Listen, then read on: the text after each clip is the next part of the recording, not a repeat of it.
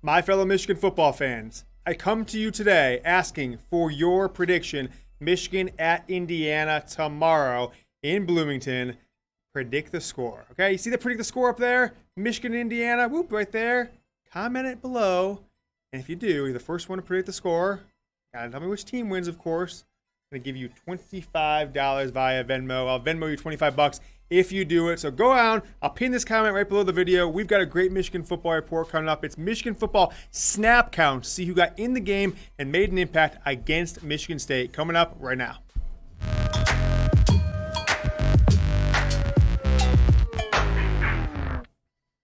All right, make sure to get those predictions. Michigan at Indiana tomorrow. As always, I am your host, James Yoder, the king of Michigan football media, bringing you these snap counts. I watched every single play of the game against Indiana, recorded every single guy down. I'm telling you who was playing, and some things were surprising this week, and I'll kind of talk through as we go, tell you a little bit more how it compares to last week. Let's get into the quarterback position. Only one quarterback got in the field this week, Joe Milton, unlike last week when Michigan had two quarterbacks, of course, Cade McNamara, but he got 85 snaps, okay? 3 snaps, you see at the top of the screen, 85 snaps versus Michigan State. 3 snaps he wasn't in the game for. That was the Wildcat. But let's take a look at the difference in production from week 1 to week 2 for Joe Milton. So you see on the left side, against Minnesota. Against Minnesota, he only played 50 snaps in the game, 85 against Michigan State. But 22 passing attempts against Minnesota, 51 against Michigan State. 225 yards, 300 yards.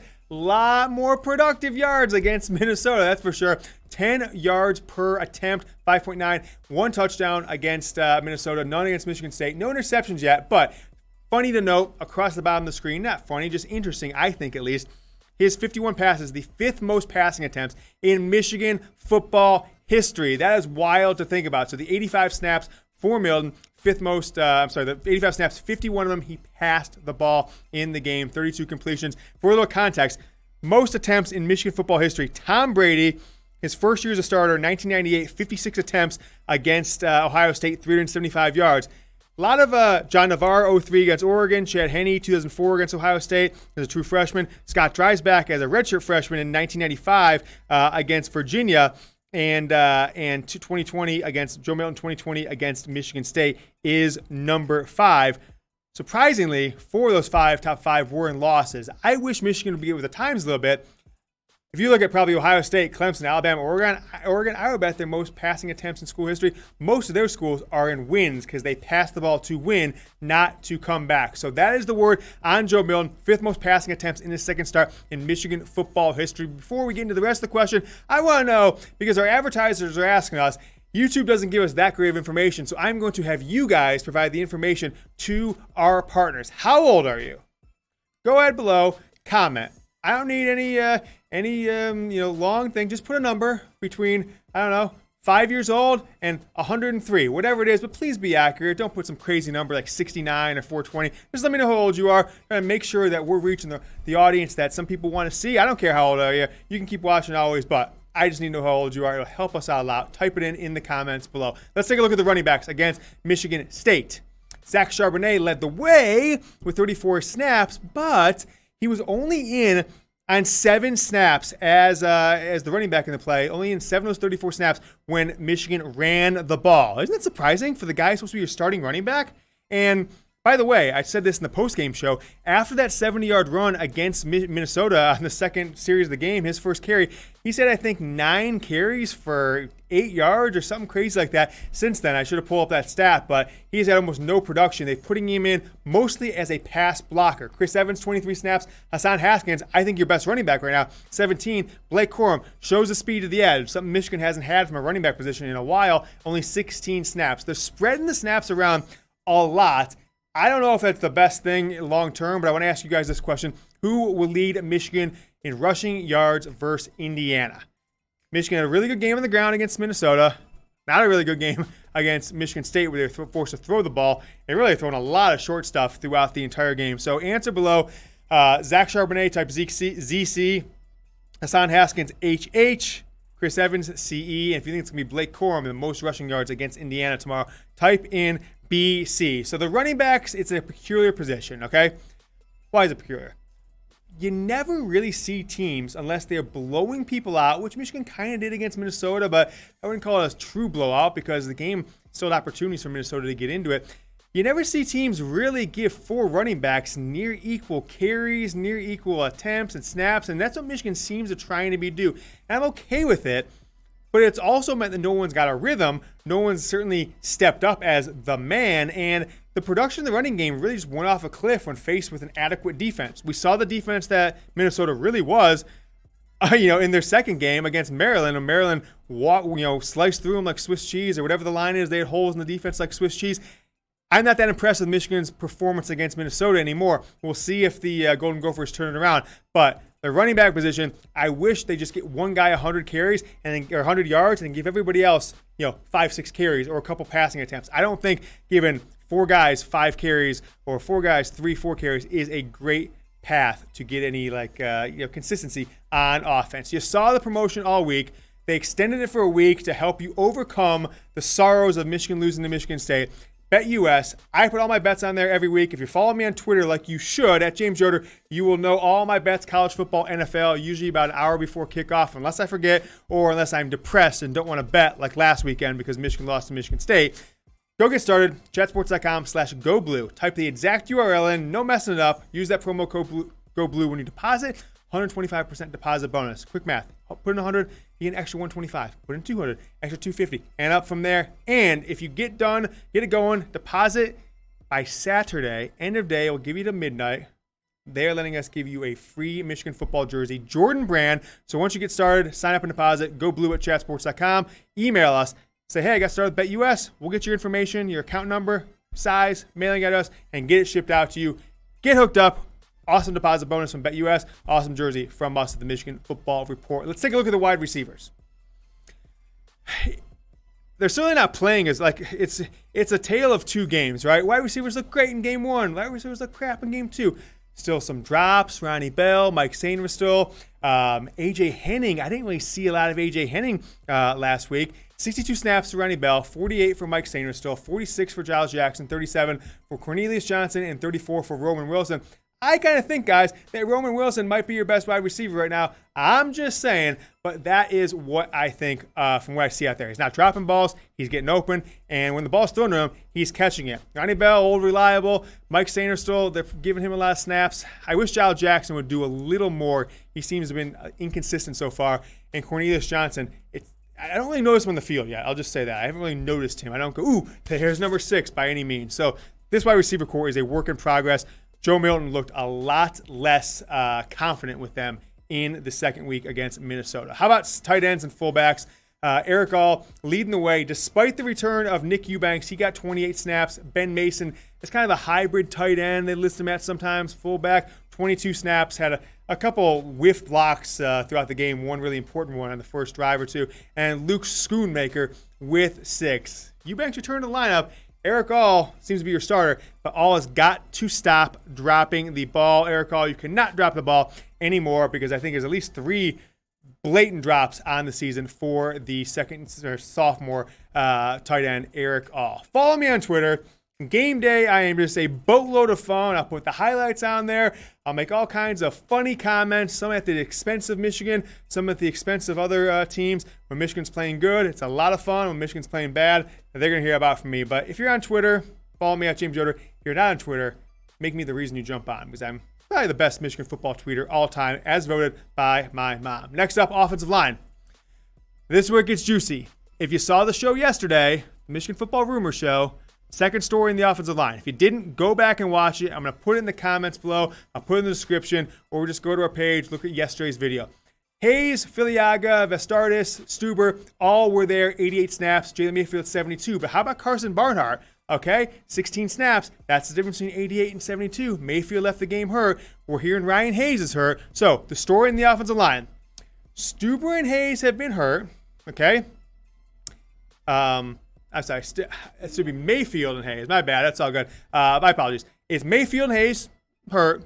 Filiaga benched? I don't know. But that is the story on the offensive line. You saw it yesterday. Jalen Mayfield, probably not going to play. Ryan Hayes TBD, and Stuber could shift over to offensive line. So ignore the graph from the bottom. It is Mayfield and Hayes. We'll just keep it rolling here on the Michigan Football Report. Keep an eye out for Carson Barnhart to move into the offensive line, and then potentially Andrew Stuber to move out to tackle, leaving Chuck Filiaga from not being benched over to keeping at his position. So that's the word in the offensive line. Predict the score. We've given you a couple opportunities here the last couple days. $25 Venmo to the first person on the channel to predict the correct score and winner. So go down in the comments, predict the score, and make sure you tell us which team wins the game. Do not forget to leave that out, or we can't give you the $25 if you accurately predict it first. And if you like predicting scores, we told you about BetUS. They're a sportsbook partner. Chatsports.com/GoBlue.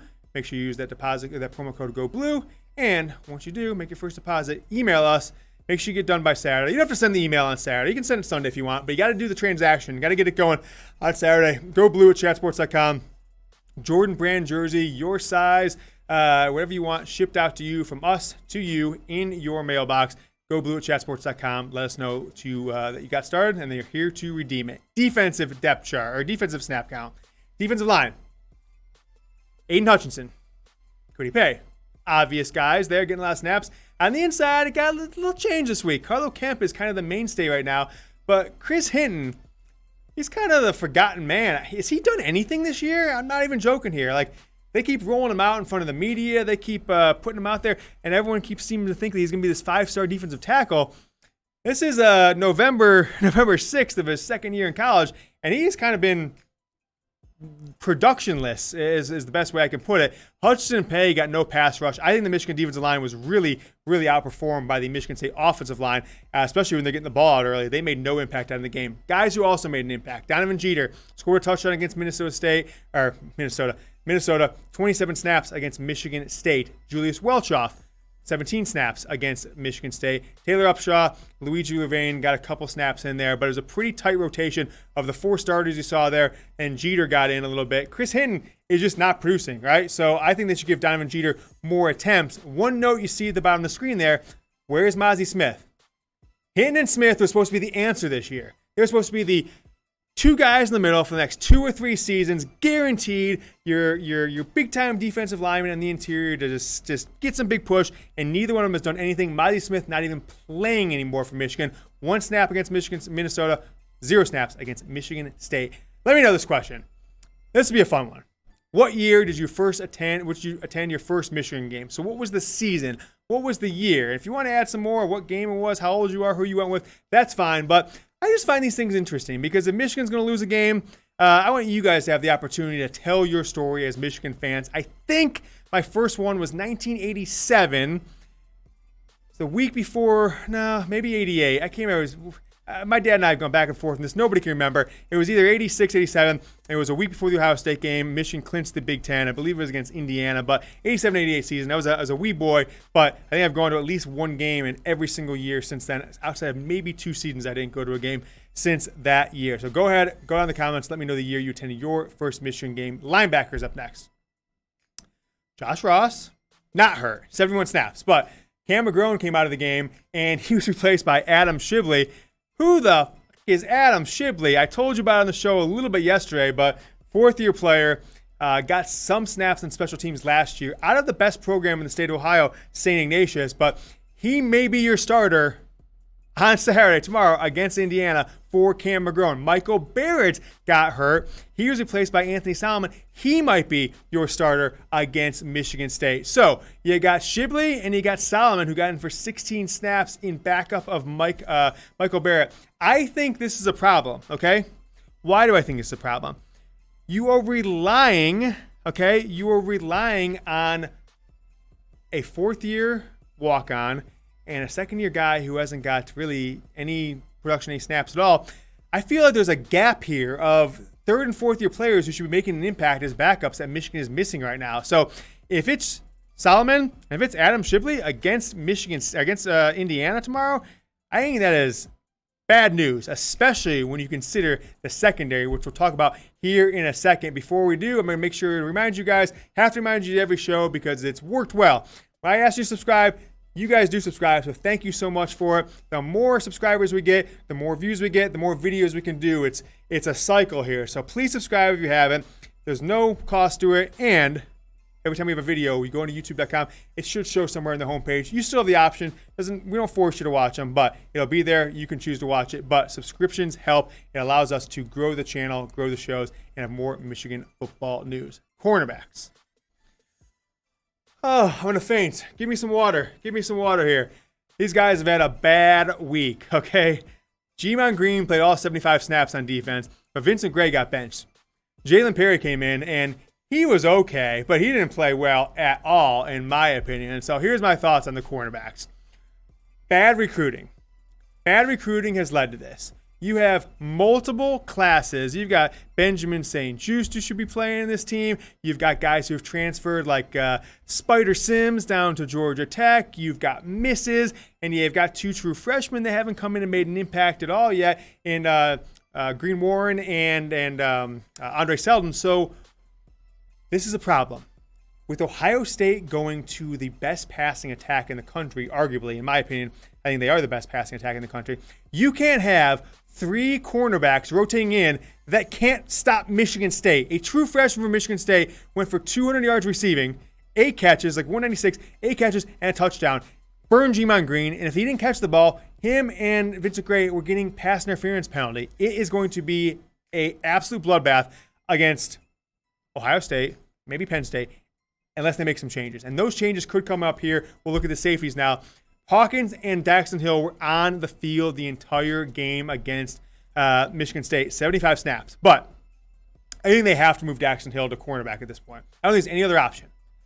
It's very obvious when you watch in the field, he's the best player, he's the best, fastest, he is the best, most fluid hips, he stays with guys. So you've got to find someone like Makari Page, you got to find one of the other younger safeties to come in the game, because you just can't have 2 liabilities on each side of the field, not to mention a nickel cornerback. It's just not possible to happen. Michigan will just get absolutely torched, and they'll lose at least 4 games of the 9 that'll be on the schedule, including that championship week, unless you move Daxton Hill, unless somehow, I don't know, Gemon Green and Vincent Grey take Jordan Lewis steroid juice, not steroids, but, just Michael's special stuff from from the movies. And so Daxton Hill, I think, has got to move to cornerback to save the program. Let's just say that, because Don Brown's defense is just putting these cornerbacks on an island. Move Dax Hill to cornerback. Keep an eye out for maybe that move coming up tomorrow against Indiana.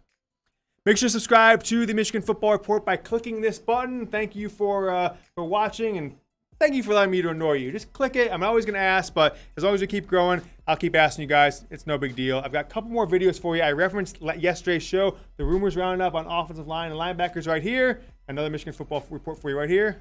Go Blue.